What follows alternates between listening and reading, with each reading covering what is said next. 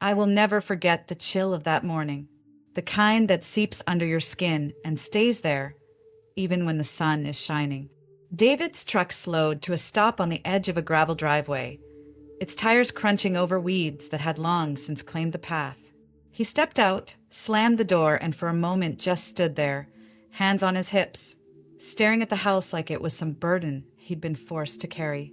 "This is it," he muttered, avoiding my eyes. The house belonged to my grandmother, a place I hadn't visited in years. The porch sagged in places, paint peeled like the scales of an old snake, and vines crawled up one side as if trying to pull the place back into the earth. It was where I was supposed to spend the rest of my life, or at least the year I had left, according to him and his mother. I sat in the passenger seat, hands clenched in my lap, legs stiff. My body still hadn't fully recovered from the mild stroke, and walking was difficult. I could move, just slower than before, but Carol, my mother-in-law, had convinced him I was better off somewhere quiet. A place where, in her words, Emily can rest. And when it's her time, it'll be peaceful. That's how she said it. When it's her time. Like I was already gone. David came around to my door, opened it, and leaned down, his expression caught between pity and irritation. "You'll be comfortable here. There's someone to check in on you, and the air's cleaner than the city. It'll be good for your heart." Good for my heart? My heart was breaking right there in that driveway. I glanced at the person leaning against the porch railing, a woman in her late 50s, heavy-set, wearing a shirt stained with something I didn't want to guess. Her hair was stringy, her eyes bleary, even in daylight. She gave me a half-hearted wave, then lit a cigarette and turned away. "That's Janet," David said. "She'll be your caretaker. I'll pay her every month." Out of my inheritance money, I thought but didn't say. He lowered the wheelchair from the back of the truck and set it on the ground, then turned to me. "Come on, Emily. Let's get you settled." Settled, like I was a piece of furniture being moved into storage. I sat there, frozen. My fingers gripped the doorframe, my pulse hammering. Every instinct screamed that this was wrong. But what was I supposed to do? My body still trembled when I stood too long. My voice still cracked when I tried to argue. I had trusted him for years, and now that trust was being used to exile me. David finally bent down, scooped me up like I weighed nothing, and placed me in the chair. My face burned, not from embarrassment, but from rage I couldn't voice. Janet stubbed out her cigarette, opened the door, and disappeared inside, muttering something about finding the spare room. David pushed me across the porch and into the house. The air smelled like dust and old wood with a hint of mildew. The walls were bare except for a few hooks where pictures must have hung years ago. "I'll check in every couple of weeks," David said as he carried my bags in. "Janet will handle the day-to-day. You won't have to worry about a thing." A thing. As though I was incapable of thought, incapable of feeling.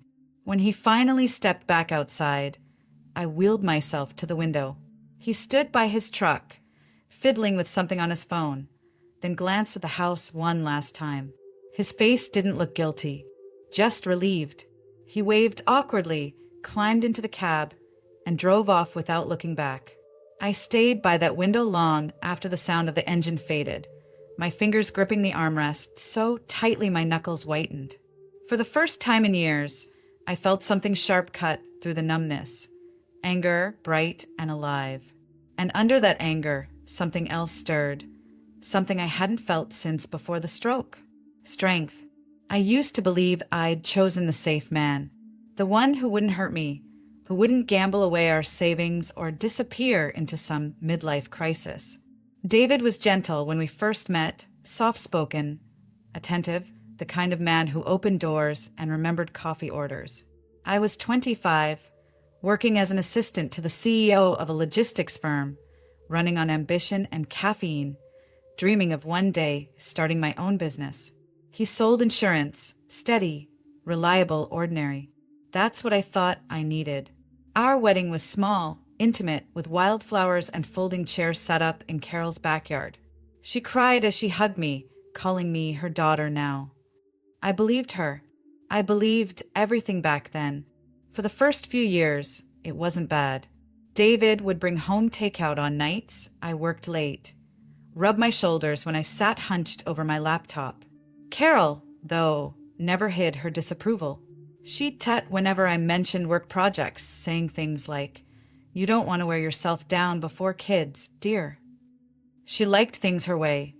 Home-cooked meals at 6 sharp, Sunday lunches after church, and her son always just one phone call away. When I landed a major contract at work and mentioned maybe applying for a promotion, Carol's smile froze. Later that night, David told me, "Maybe slow down a little. Mom worries about you." I laughed it off, but it stung. Years passed. My dreams quietly shifted to the background while his life stayed exactly the same, until the letter arrived. It came from Germany, a neat white envelope with my name handwritten on the front. Inside was the news. My grandmother had passed, leaving me a portion of her estate, a significant sum of money and a small old property she'd once mentioned, but I'd never seen. I sat at the kitchen table staring at the letter, my hand shaking. "Dave, what's wrong?" David asked, dropping his keys in the bowl by the door. I inherited something," I whispered. When he read the letter, his eyes lit up in a way I hadn't seen in years. He hugged me so tightly I almost cried from relief. For one brief moment, I thought, maybe this will fix everything. Maybe we'll finally build the life we dreamed of. Carol brought over champagne that night, hugging me, calling me her lucky girl. The next few weeks, their attitude shifted. Carol stopped criticizing my late work hours. David came home earlier, cooked dinners, lit candles like we were dating again. I wanted to believe it was love, but deep down, something didn't feel right. The first time I saw him with her, it didn't register. I'd gone shopping for a gift, a new tie for David because he'd been dressing sharper lately, and as I stepped out of the boutique, I spotted him across the street. He was laughing, his hand brushing the arm of a young woman with long auburn hair. When she leaned up to kiss him, my whole body froze. My heart didn't shatter right then. It cracked, just a tiny crack. I didn't confront him. Not yet. Instead, I did something I never thought I'd do. I hired a private investigator. A week later, I sat in a dingy office as the investigator slid photos across the desk. David and the same woman. Her name was Lily, having dinner, holding hands in a park, checking into a hotel. The report included transcripts from conversations. I'll never forget reading one line. "Once Emily's money comes through, I can finally open my own business. We'll be set, Lily. I promise. She won't need it for long anyway. Not with her health the way it is." He was already planning my exit. That was the night I called Tatiana, my college roommate and one of the few people I still trusted. She listened quietly as I poured everything out. About the affair, the inheritance, the way Carol looked at me like I was temporary. When I finally fell silent, Tatiana said, "You need to think about what's next, Em. You can't stay with someone who's already erasing you." I wanted to scream, to throw something, to break down right there on my kitchen floor. But instead, I just sat there, staring at the photos, numb. A month later, the stroke hit. I was at work, going over contracts, when my vision blurred and the left side of my body went weak.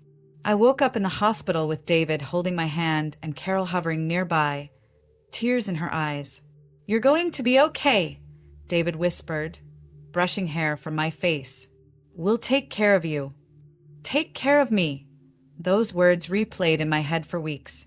I thought it was love at first. I thought he meant it. But as my recovery dragged on, I started noticing things. He stayed later at work. Carol took over managing my medications, my food, my schedule. They whispered when they thought I couldn't hear, words like home care and quiet place.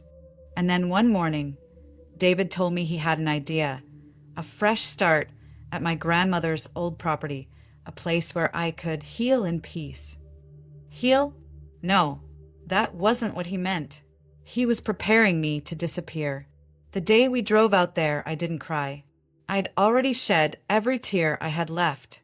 But sitting in that truck, watching him unload my bags, I made a silent promise. You may have written me off, David, but I am far from finished.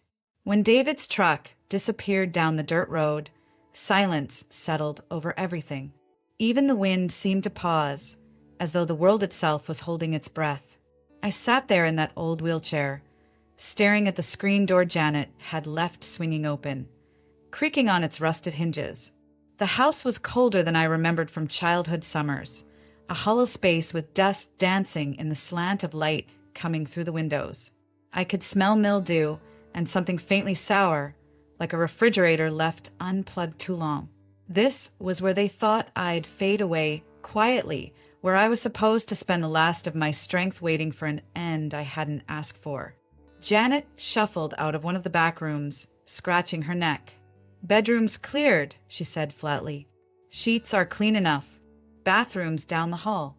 Don't expect me here every day. I'll check in when I can.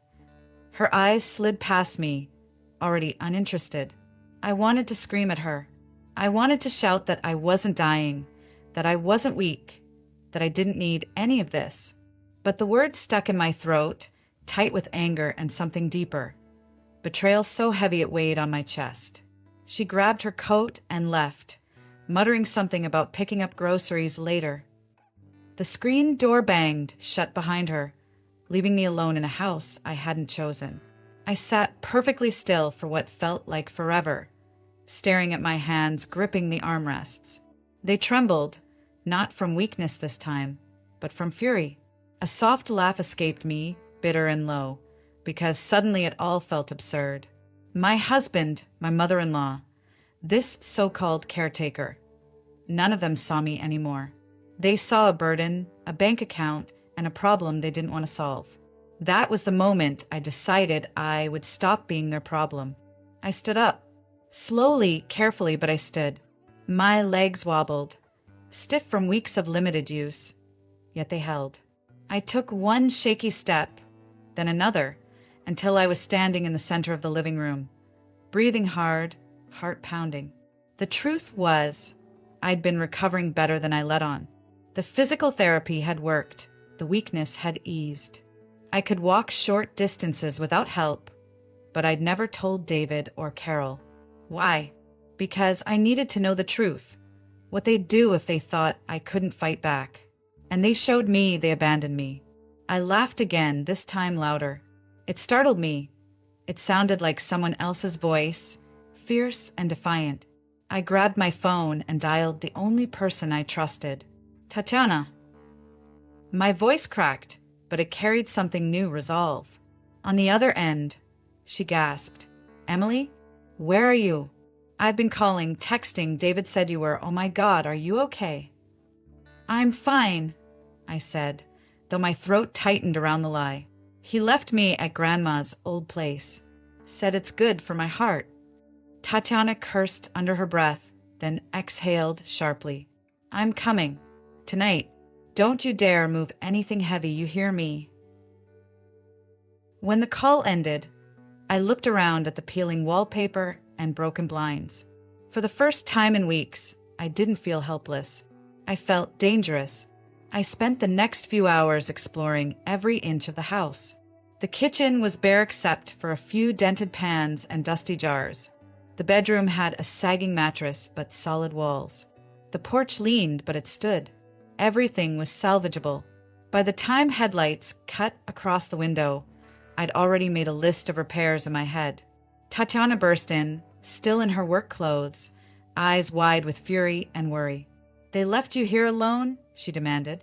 With her. Janet? Yeah. She's a delight, I said dryly. Tatiana didn't laugh. She looked at me for a long moment, eyes scanning from my face to my legs. You're standing. I am standing, I confirmed. For a second, neither of us moved.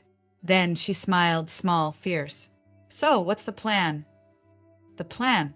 Until that moment, I hadn't thought beyond surviving the night. But now I could see the threads of something bigger. I'm not going back, I said. Not to him, not to her. This is my house now, Tatiana. My life. And I'm going to rebuild it. She nodded slowly, pulling a folded toolkit from her bag. Then let's start with the locks. If David shows up again, he's knocking first. We spent hours cleaning, laughing between angry mutters about David and Carol. We fixed the front door, found some old curtains in a closet, and even managed to get the electricity back on in half the house. When we finally collapsed onto the couch, covered in dust and sweat, Tatiana handed me a bottle of water and said, "Emily, you know this isn't just about the house, right?" I nodded, gripping the bottle so hard my knuckles whitened. "I know. It's about everything they tried to take from me and what I'm taking back." Outside, the wind shifted, warm and soft, carrying the scent of wild grass. I closed my eyes and breathed deep, letting it fill my lungs. For the first time in months, I felt like I could breathe freely. That night, I slept on that sagging mattress like it was the softest bed in the world because it was mine. My choice. My life. And tomorrow I would start over. The next morning, sunlight crept through the thin curtains, dust floating in golden beams like tiny stars. I woke up sore from head to toe, but not in the broken way I had grown used to. This was the soreness of effort, of life returning to my muscles. For once, the pain meant I'd done something good for myself. Tatiana had already left for work, but she'd taped a note to the kitchen cabinet. "You're stronger than you think. Call me when you're ready to hit the hardware store." I smiled, folding it neatly and tucking it into my pocket like a charm. I stepped outside, barefoot on the porch, and really looked at the property for the first time. The land was wild, overgrown, but beautiful in its own way. The air smelled of sun-warmed grass and cedar. For years, I'd rushed through life, work, marriage, obligations. But standing there in that quiet, I felt something I hadn't felt in months: possibility. The first weeks were hard. I learned quickly that cleaning out an old house is a workout no physical therapist could prepare you for. I scraped mold off tiles, hauled broken furniture out to the yard, patched leaks in the roof with guidance from YouTube videos and sheer stubbornness. My hands blistered, my back ached, but I refused to quit. Every nail I hammered in, every board I sanded down, felt like reclaiming another piece of myself. One morning, as I struggled with an old lawn mower, a pickup truck pulled up. Out stepped Luke Harris, the man whose property bordered mine, a broad-shouldered rancher with weathered hands and eyes the color of storm clouds. "You planning to tame all that with that thing?" he asked, nodding to my mower with an amused smirk. "Got a better idea." I shot back, wiping sweat from my forehead. He grinned, disappearing back to his truck, and returned with a gas-powered trimmer that looked like it could chew through a forest. "I'll handle it. Consider it a welcome to the neighborhood favor." I started to protest, but he was already pulling the starter cord. Within an hour, half the yard was cleared, the knee-high weeds reduced to tidy strips of earth. When he finally cut the engine, he wiped his brow and said, "You need a hand with this place, you call me." It wasn't just him. Word must have spread fast in the small town, because within days people I'd never met started showing up. Mrs. Alvarez from the general store brought pies and paint samples. A retired teacher named Martha offered to help me catalog the old books I found in the attic. Even Sheriff Daniels stopped by one afternoon, just to check if I needed new locks installed. At first, I kept waiting for someone to ask for something in return, but no one did. They just showed up, helped, smiled, left me little pieces of kindness I hadn't realized I'd been starving for. Luke came by the most often. Sometimes he fixed things, replacing broken window panes, patching the sagging porch steps. But sometimes he just sat on the porch with me, sipping sweet tea and talking about life on his ranch. He'd lost his wife to cancer 3 years ago, he told me quietly one evening, and the ranch had been his way of staying sane. "I know what it's like," he said, his voice low, "to wake up and feel like half your life's gone." I didn't say anything. I just reached over and rested my hand on his. We stayed like that for a long time, listening to the wind move through the trees. With the house slowly becoming livable, I turned to the land. I started a small garden, awkwardly at first, but soon with more confidence. Luke showed me how to build raised beds, how to compost, how to tell good soil from bad. There was something grounding about digging my hands into the earth, watching new life push through. One Saturday, the town held a farmer's market, and Luke convinced me to bring some of my vegetables. Just a small basket of tomatoes and peppers. I felt shy, almost foolish, but people bought everything within an hour. Mrs. Alvarez clapped her hands and said, "Honey, you keep growing like this. You'll have a stall here every month." That night, as I counted the few bills I'd earned, I realized it wasn't about the money. It was about being part of something again, something bigger than my pain or my past.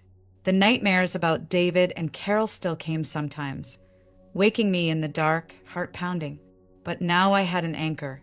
I had people who saw me as Emily, not as a burden or a fading shadow. I had work that made me sweat for myself, not for someone else's dreams. And quietly, gently, something else bloomed. I started looking forward to Luke's visits, to the way he'd lean in the doorway with that easy smile, or how his laugh rumbled low in his chest when I made a joke.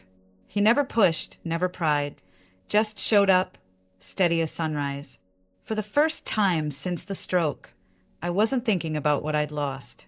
I was thinking about what I could build, what I would build. By late summer, the house didn't feel like a graveyard anymore. It felt like mine. The walls were repainted, the leaky roof fixed, and the smell of mildew had been replaced with warm cedar and the faint sweetness of fresh bread I'd learned to bake.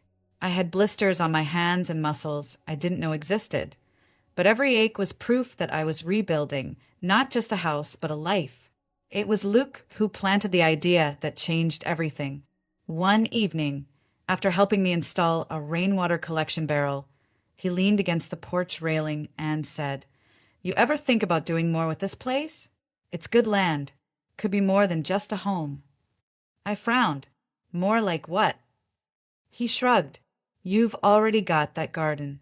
You've got neighbors buying up every tomato you can grow. What if you did it bigger?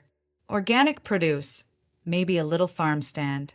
People around here love supporting local." At first, I laughed. I was just a woman who'd been left for dead and was learning how to stand on her own again.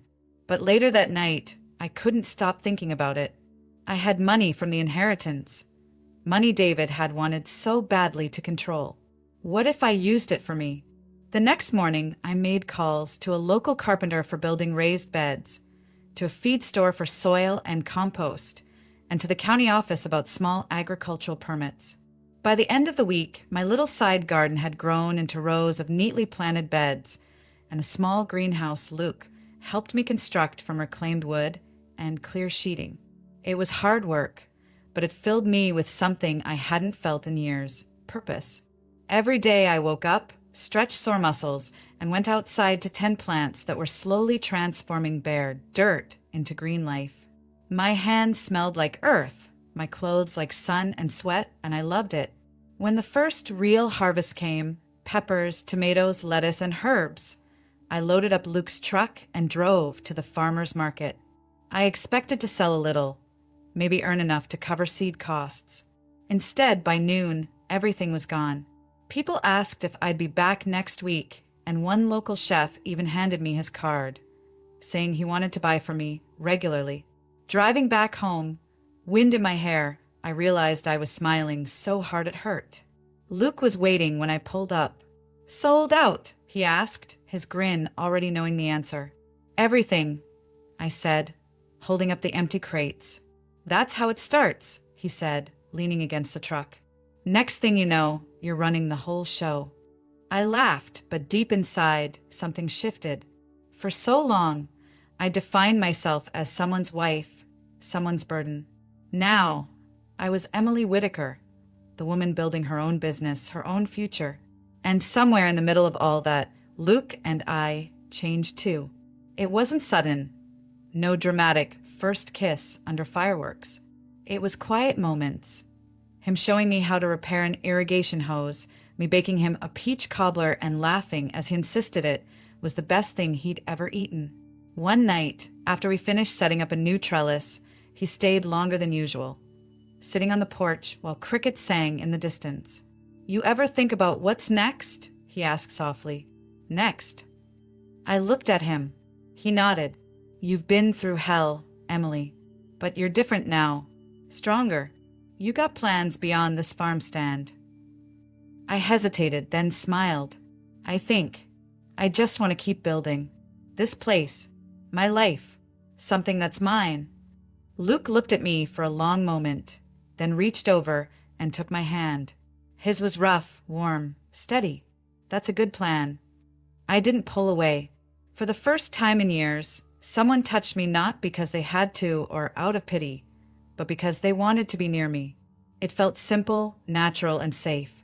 From then on, Luke became more than just a neighbor. He became part of the routine, hauling soil, helping fix tools, eating dinners at my kitchen table. He didn't push, didn't rush, just stayed present, steady as the sunrise. By early fall, we had more than a farm stand. We had a name, Whitaker Gardens, and even a small logo Tatiana designed. Orders came in faster than I could keep up with, and Luke suggested hiring a teenager from town to help with harvest. When I handed that first paycheck to a high school kid saving for college, I almost cried. I was helping someone else now. That night, sitting on the porch, I thought about the woman I had been a year ago, weak, scared, abandoned. And then I thought about the woman I was becoming. Independent, capable, and happy. Happy. That was the word I hadn't dared to use for so long. I glanced at Luke, who was sipping iced tea, his profile lit by the porch light. He caught me looking and smiled, slow, warm, patient. My chest tightened, but it wasn't fear this time. It was something like hope. And for the first time, I let myself think it. Maybe love isn't gone forever. Maybe it just needed to find me when I was finally ready. It was almost a year to the day since David left me at that old house when his truck rolled up the gravel drive again. I was kneeling by the garden, hands deep in the soil, when I heard the low rumble of the engine. For a split second, my heart clenched, muscle memory from years of shrinking whenever he came home angry. But then I stood, wiping dirt on my jeans, and waited. David stepped out, wearing the same brand of sunglasses, the same smug half-smile. "Emily," he said like we were still married, still close. "You look great." His eyes scanned the greenhouse, the freshly painted porch, the neat rows of vegetables. "You've been busy." I didn't smile. "What do you want, David?" He glanced at the farmhouse and the land beyond. "We need to talk about the inheritance, about how it should be divided." I laughed, not bitterly, but genuinely, because it was so ridiculous. "Divided? You mean the inheritance you tried to control after you cheated on me? The one you left me here to die for?" He flinched, just slightly, but covered it with a smirk. "Come on, Em. I made mistakes, but we were married. Legally, I'm entitled to—" Nothing, a voice cut in. Luke stepped up from behind the barn, wiping his hands on a rag. His presence was steady, grounding. "You left her, David. You abandoned her when she needed you. That doesn't earn you a penny." David bristled. "And who are you? The new boyfriend? Congratulations. Enjoy your charity case." Luke didn't flinch, but I stepped forward before he could say more. "Stop." My voice was calm, even. "You don't get to call me that anymore. You don't get to call me anything." He tried to step closer, lowering his voice as if we were sharing a secret. "Look, I know things got messy, but you can't seriously think. I don't think anything about you anymore, David." The words came out sharper than I expected, but I didn't pull them back. "You left me here because it was easier than loving me through a hard time. You lied, you cheated, and you planned your life with someone else while I was fighting to stand again. I don't hate you for it. I don't even wish you harm. But you're not part of my life anymore, and you're not touching a dime of what I built." For a long moment, there was silence except for the wind moving through the trees. David's mouth opened like he wanted to argue, but nothing came out. Luke stepped beside me, one arm brushing mine, not claiming, just steady. You heard her. Time to go. David's face tightened, but he turned, muttering under his breath as he climbed back into his truck. The engine roared, dust kicking up behind him as he drove away, smaller and smaller until he disappeared down the road. Just like the last time. Only this time, I wasn't left behind. I was standing my ground. I exhaled slowly, realizing my hands were shaking, not from fear, but from release. Luke touched my shoulder gently. You okay? I nodded. Better than okay. I looked at him, at the house, at the land around us. I'm free. He smiled, small and quiet, like he knew what those words really meant. Come on, he said softly. Let's get these seedlings in before the sun sets. That evening, we worked side by side, hands in the soil, laughter breaking up the hum of crickets and the distant calls of birds heading home. When we finished, Luke leaned on his shovel and looked at me in the soft glow of dusk. You've come a long way, Emily. I smiled, brushing dirt from my cheek. Yeah, and I'm not done yet. We sat on the porch after dinner, sipping iced tea while the sky turned pink and gold. For a long time, neither of us spoke. Then Luke reached over, threading his fingers through mine. I didn't pull away. It wasn't fireworks or whirlwind passion. It was something deeper. Something patient, rooted, like the life I was building. A month later, Whitaker Gardens hosted its first community day. Families came with kids running through rows of vegetables, neighbors sampling homemade jam, and local musicians playing under the shade of old oak trees. I stood near the entrance, greeting people, laughing when one little girl tugged my sleeve to show me the pumpkin she'd picked herself. Tatiana caught me in a quiet moment and hugged me tight. Look at you, she whispered. Look what you built. I looked around, at the laughter, the music, the sunlight glinting off the greenhouse, and at Luke, standing by the lemonade stand with a soft smile meant only for me. For the first time, I felt whole. Not because I had taken revenge or proved someone wrong, but because I had chosen me. I had chosen healing over hate, roots over running, love over fear. And as the day wound down, I stood at the edge of my land, breathing in the scent of earth and growth, and whispered to myself, this is home. This is my life, and it's beautiful.